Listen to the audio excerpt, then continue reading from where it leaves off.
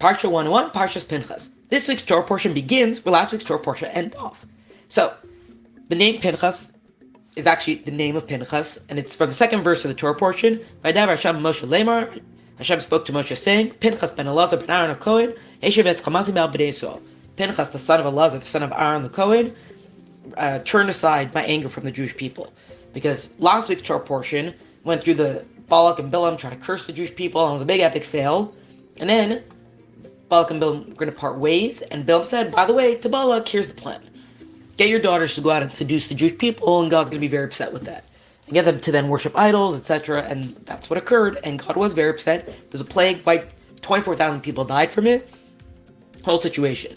Then there was a prince from the tribe of Shimon, Zimri, and he takes a Midianite princess, Cosby, goes before Moshe and says, is this woman forbidden for me? And he challenges Moshe, and Moshe doesn't immediately act. Very not good situation. He's going to take her into his tent, whatever. Pinchas then steps up. Pinchas, the great nephew of Moshe, steps up and says, hey, what's going on here? We got to do something. Moshe's like, well, you're the one, you spoke up, you enact, you bring about justice. And so Pinchas took up his spear and he killed Zimri and Cosby. And before anybody could create this whole hullabaloo about this, Hashem spoke, it stopped the plague, and Hashem said, Pinchas is the one who turned aside my anger. As in, well done. And the reward that he was going to get for that is that he and his family for all time was now going to be part of the Kohanim.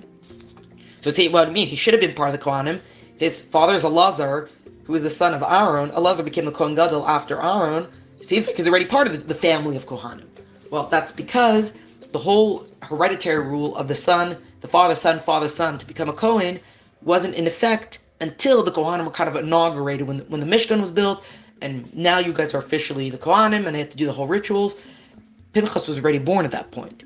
So he wasn't necessarily included in it, because now they made the law, from now on, anybody who's born is going to be a Kohen. Well, he was already born. But Hashem now brought him into the clan. Said his actions, because of what he did, he's now, for all time, is going to be a Kohen. And then another thing that's being pointed out is that Cosby was a Midianite princess. And it just shows that the Midianites, their hatred of the Jewish people was so much that they even turned their princesses into prostitutes. So Hashem tells Moshe, look, until now Midian was not exactly on the list, you were going to avoid them kind of, but they're on the hit list now. So there's got to be repercussions for what they've done. And there will be. And just one last thing about the story. Pinchas is part of why this reward is so great and part of why it's such a big deal. And we have the whole Parsha named for him is because Pinchas was not intimidated from doing the right thing. Even though nobody else knew what to do, Moshe is standing right there.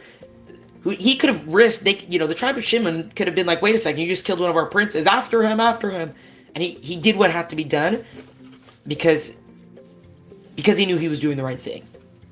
And we see from the way God reacted that he did do the right thing. Now the Parsha shifts gears and we go to the census. This is the fourth census that's taken, and it's right before the Jewish people are entering the land of Israel.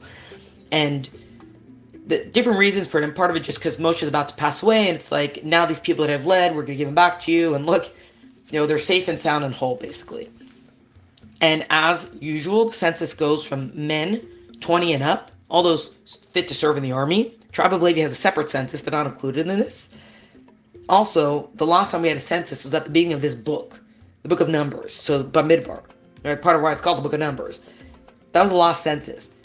And so some of the numbers kind of changed from them, so you see that there's different kind of shifts that occur. But that last census, all the people who were included in it, as in all the men 20 and up, none of them are alive right now. Because of the sin of the spies, God said all those, all the men, they're going to die out. So who is it referring to? It's the ones who were included in the census. So basically anybody who was not included in the census, still kind of alive. So women and children, anybody who was under the age of 20 could still be alive and ready to enter the land. Women are not part of the census. They can enter the land. And then the Leviim, who have their own census. So we're not part of the main census. So what it's going to have here is that it's going to go through each tribe, and then it's going to say Reuven, and these are his sons, and these are, the son. This is the way that the tribe basically go through like each clan, each family name, each clan. And so we have Reuven is 43,730, Shimon 22,200. They actually are now the smallest tribe, and they saw a massive decrease in their numbers. Because 24,000 that died in the plague, they say were from the tribe of Shimon. So not a great situation there. Then the tribe of Gad, 40,500. Now, this is not an order of the tribes. This is in the way that they camp together. Then you have the tribe of Yehuda. They're actually the biggest tribe. 76,500. Issachar, 64,300. Zvulun, 60,500. You have Menashe, 52,700. They actually have the biggest increase, 25,000 increase. Ephraim, 32,500. Binyamin, 45,600. Dan, 64,400. They come in as the second largest tribe by 100 over Issachar. Asher, 53,400, and it says when it's going through Asher, these are Asher, and these are her sons, and it says Sarah is the daughter of Asher. So part of that is some of the commentators say, well, Sarah is still alive. So the granddaughter of Yaakov, okay, is still alive, and not a great granddaughter or anything like that. Part of that is that they say that Sarah was the one who kind of very gently broke the news to Yaakov that Yosef was still alive, and she was blessed with long life then. So she's still alive now. That's very long life that she was blessed with. Then Naphtali, 45,400. And then after this, it goes into the description about how the land was going to be divided, which now that we know the size of the tribes, we can actually divide the land. And part of how they divide the land is that the land of Israel is divided into 12 sections. Levi does not get a specific portion. Also, anybody who's not part of any of the tribes, as in if there's a convert, any of the mixed multitudes or anything like that, they do not specifically inherit the land. They don't have an inheritance with the land. They can rent land or anything like that, but it's not a specific inheritance that's going to occur here. By the way, another thing with the counting is the fact that they could count each tribe is also a testament to the purity of the lineage within the people, because the tribe goes according to the father. So you have to know who each person's father is to say you're part of this tribe, this tribe, this tribe. So it's also a very big compliment to be able to say we can count the tribes. We know exactly who's part of which tribe. So the way they divided the land is they have the 12 sections of land. Each had a very fertile land within that land. And then they would do a lottery.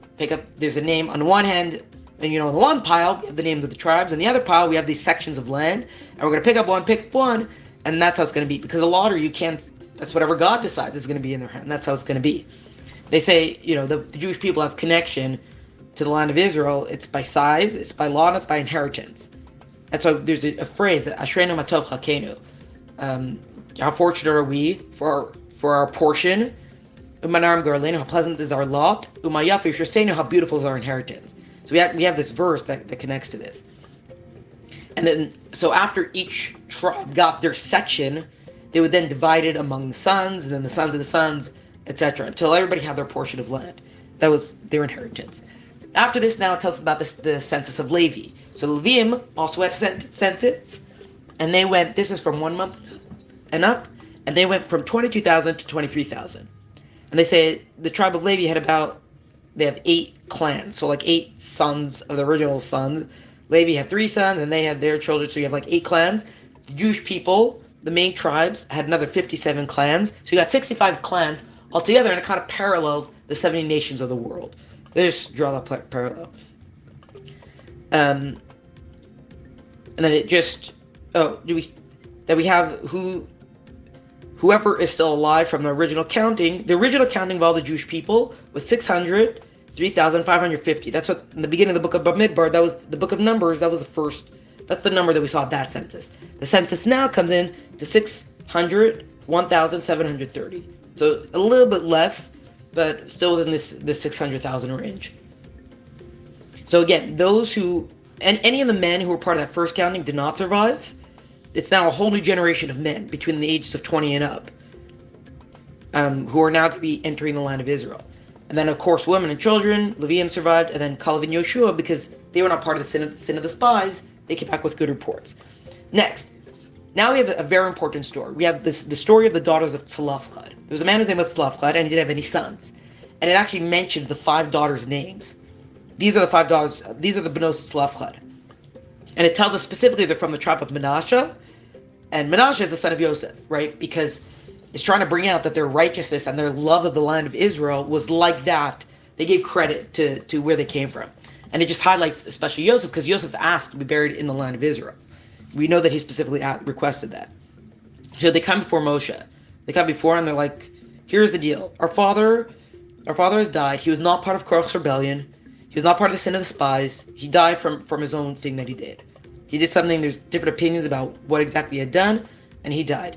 He doesn't have any sons. Why should his name be forgotten? We want inheritance in the land of Israel. And Moshe didn't know exactly what the law was then, so he brings the matter up to God. And God says, yes, the daughters are correct. They should get a portion of the land. And this whole thing kind of came about that we give them credit with this law that's now going to be taught about inheritance. And it just double, triply highlights the love, specifically the daughters of Israel, for the land of Israel. And then it tells us that, the Torah now tells us that if a man has no sons, then his daughters can inherit his portion of the land of Israel. And if he has no children, then his land goes to his brothers. If he has no brothers, then it's to his father's brothers, so his uncles get it. And if there's no uncles from the father's side, then it goes to the next closest of kin. This is going to be the law in regard to inheritance.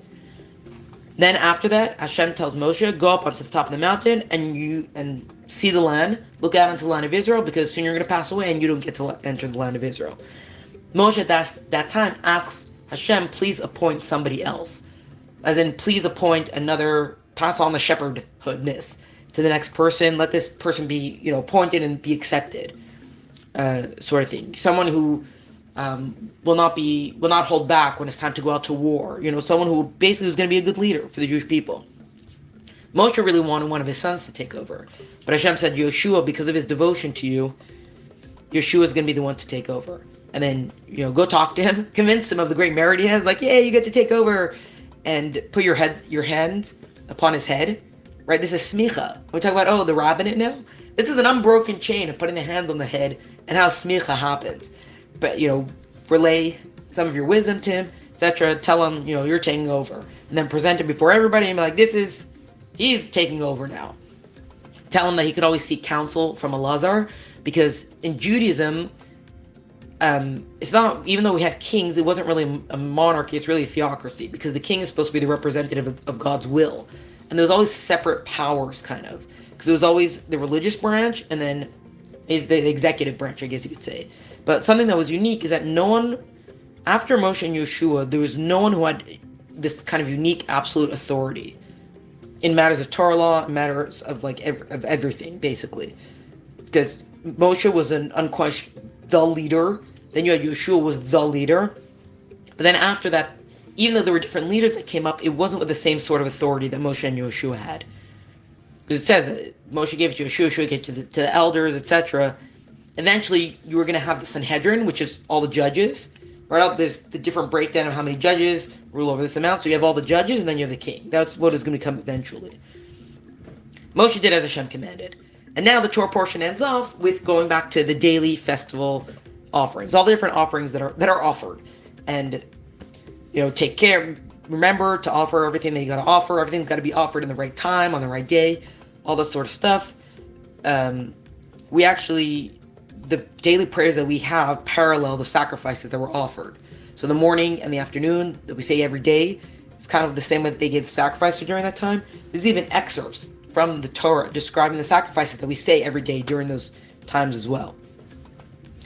Each carbon, each sacrifice had the grain offering with it and libations, all that sort of stuff. There was an idea that it was offered in the morning and the evening, as in even our service of God is supposed to be constant.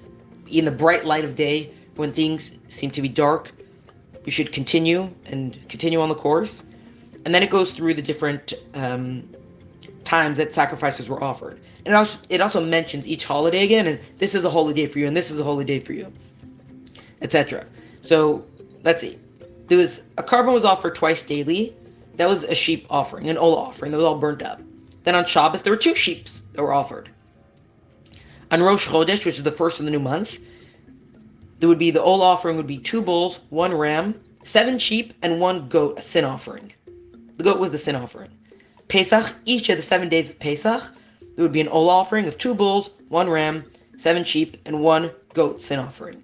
Rosh Hashanah, there was 1 olah, bull, 1 ram, that was also the olah offering, this ascent offering that everything got burned up, 7 sheep, and 1 goat sin offering.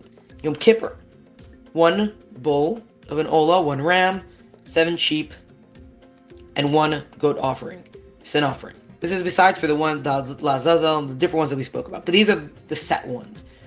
Then Sukkot, something interesting about Sukkot is that you have the 7 days of Sukkot, but each day the amount of bulls for the Ola offering decreased. But if you add them all up, it adds up to 70. And it represents the 70 nations of the world. This is the 70 main kind of parent nations of the world. And it says that these were offered up. It was kind of a protection for them. So it said that, when the Beis HaMikdash was destroyed, the nations don't even realize kind of what was taken from them. That they didn't realize that these sacrifices were kind of for their benefit. So Sukkot, the first day, there would be 13 bulls, 2 rams, 14 sheep. That was the Ola, and then 1 goat, chatas, sin offering. And then day 2 would be 12 bulls, because remember, we're going down. So 12 bulls, 2 rams, 14 sheep, 1 goat, sin offering. Day 3, 11 bulls, 2 rams, 14 sheep, 1 goat, sin offering. Day 4, 10 bulls, 2 rams, 14 sheep. Those are the Ola, the scent offerings, 1 goat, sin offering. Day 5, we're now at 9 bulls, 2 rams, 14 sheep, 1 goat, sin offering. Day 6, 8 bulls, 2 rams, 14 sheep, 1 goat, sin offering. Day 7, 7 bulls, 2 rams, 14 sheep, 1 goat, sin offering. Then we have the holiday of Chaminade Terrace, where God said, don't leave yet, stick around, stay with me an extra day. That's kind of the 8th day of Sukkot, sort of. In Israel, it's also Simchas Torah, but outside of Israel and diaspora, it's 2 days. You have Chaminade Terrace and then Simchas Torah. So that was kind of the regular numbers of the 1 bull, 1 ram, 7 sheep, and 1 chatas goat. And everything Moshe relayed, everything as commanded, and that is the end of this week's Torah portion.